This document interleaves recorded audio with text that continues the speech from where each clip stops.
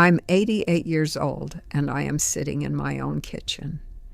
In the spring of 2017, my doctor of 23 years sat across from me in his office and begged me to move into an assisted living facility. He had never used the word beg before in our 23 years. He used it 3 times in that single appointment. I want to tell you exactly what I did the next day, not the next week, not after I thought about it.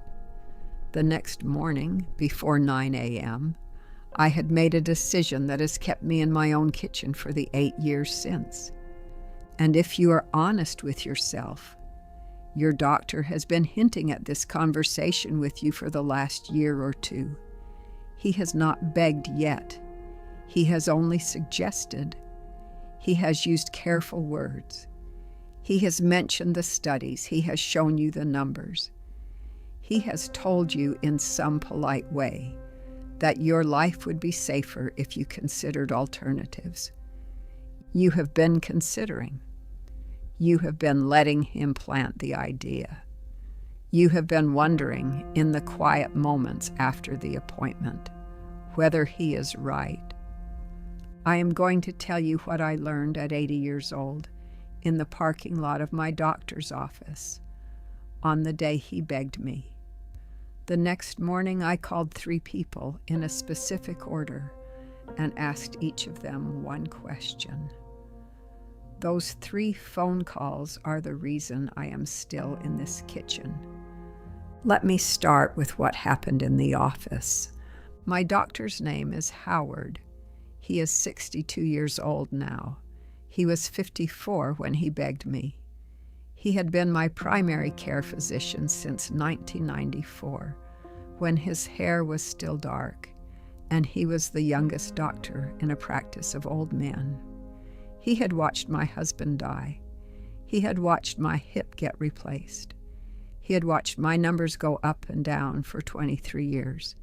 He knew me as well as anyone outside my own family. In April of 2017, I went in for a routine appointment.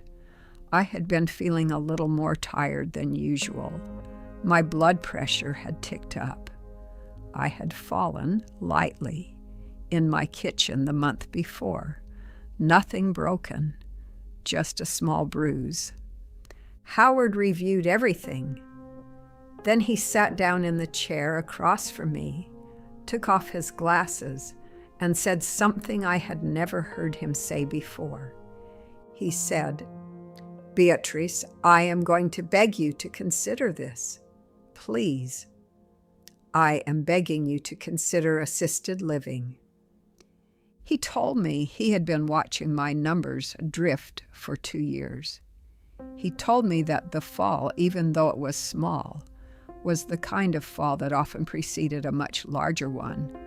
He told me that women my age, living alone with my profile, had outcomes he did not want to be writing the death certificate for. He used the word beg 3 times, once at the beginning, once in the middle, once at the end. I drove home from his office in silence. I did not turn on the radio. I sat in this kitchen in this chair for almost 2 hours. I made myself dinner. I went to bed. I did not sleep well. I woke up at 5:30 the next morning, and by 9 a.m. I had done 3 things. The first thing I did the next morning was I called Howard back. I called his office at 8:30 a.m. I told the receptionist I needed to speak to Dr. Howard personally for 5 minutes before he started seeing patients that day. She put me on hold. She came back. She told me he would call me from his car on his way in. He called me at 8:47. I asked him one question. I had been thinking about this question all night, and I had refined it down to one sentence. I said, "Howard, yesterday you begged me.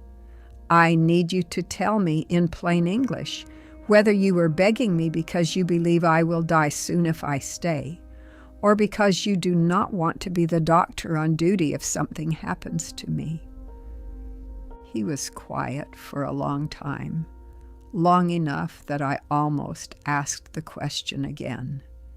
Then he said, "Beatrice, I want to be honest with you. It is both. You are at elevated risk. That is real. But I am also tired.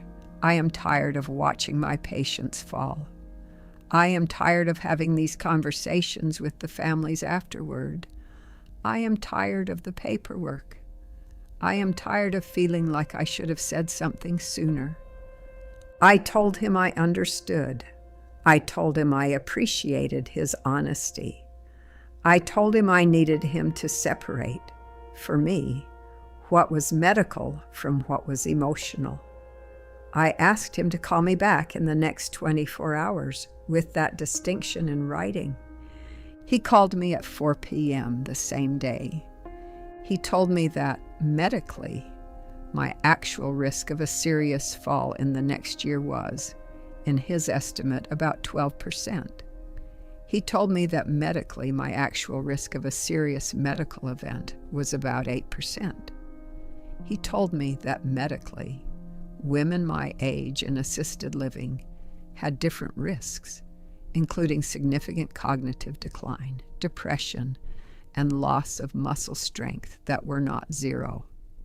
He told me in plain English that the medical case was real, but not as strong as he had presented it the day before. The emotional case, he admitted, had been doing most of the talking. I want you to understand what this means.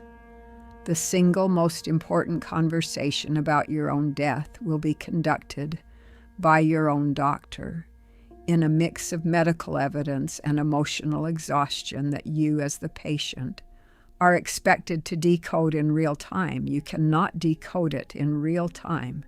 You have to go home, think about it, and call back the next morning. Always call back the next morning before the fear settles in. The second thing I did the next morning was I called my best friend Eleanor.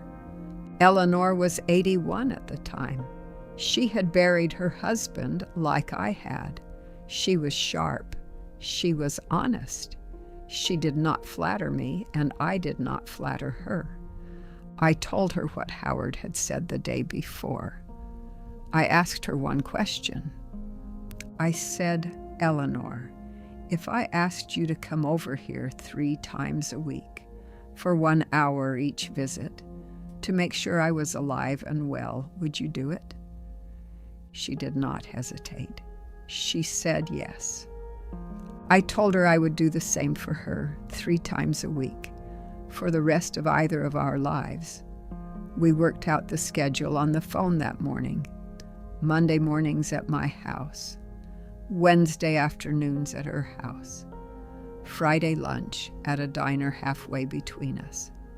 I want to be precise about what this conversation was. It was not me asking my best friend to be my caregiver.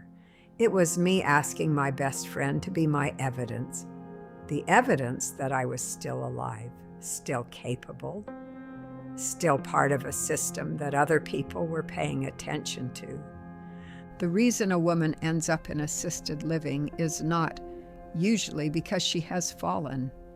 It is because after she falls, there is no system around her that can prove she is still capable.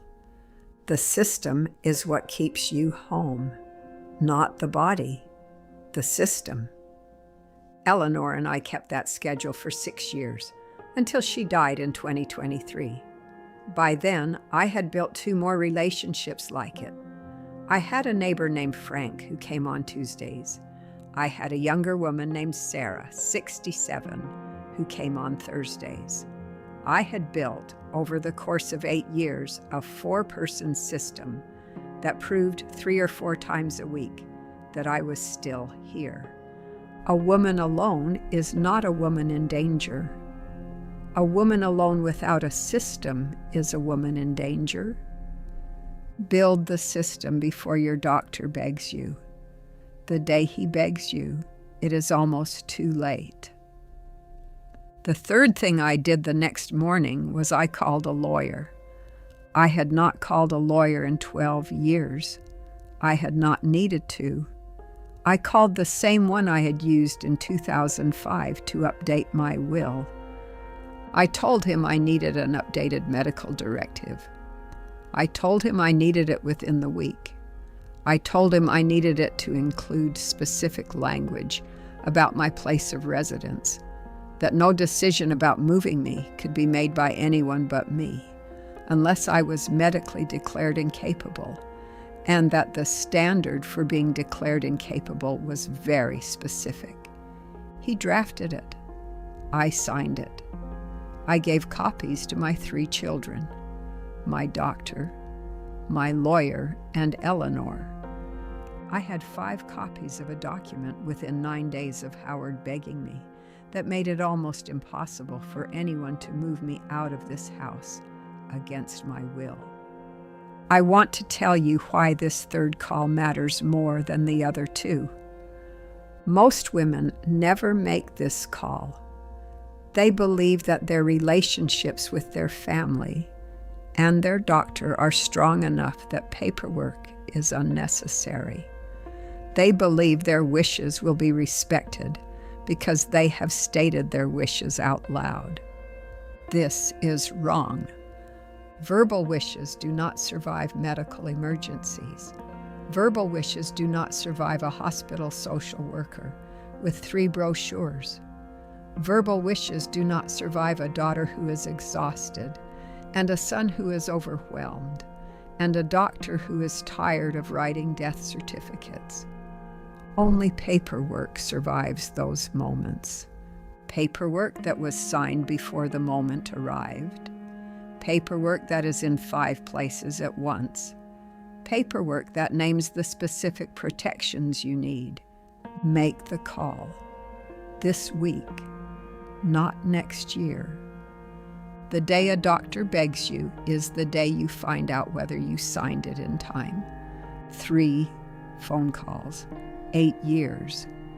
I called Howard back, and I made him separate the medical from the emotional. I called Eleanor, and I built the system that would prove I was still here.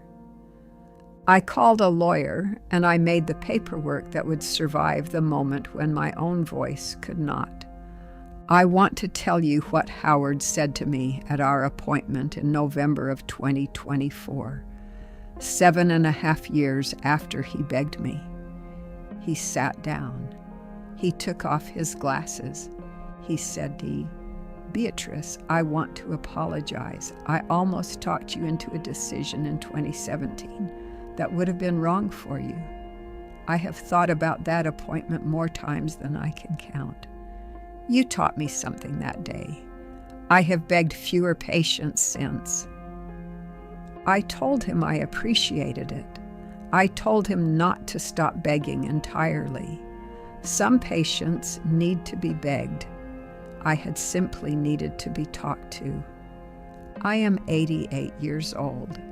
I am sitting in my own kitchen. There is a copy of the 2017 medical directive in my drawer, which I have updated 3 times since.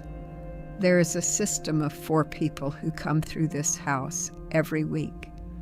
There is a Dr. Howard who learned something at our 2017 appointment that he did not know before. A nursing home does not begin with a doctor's recommendation.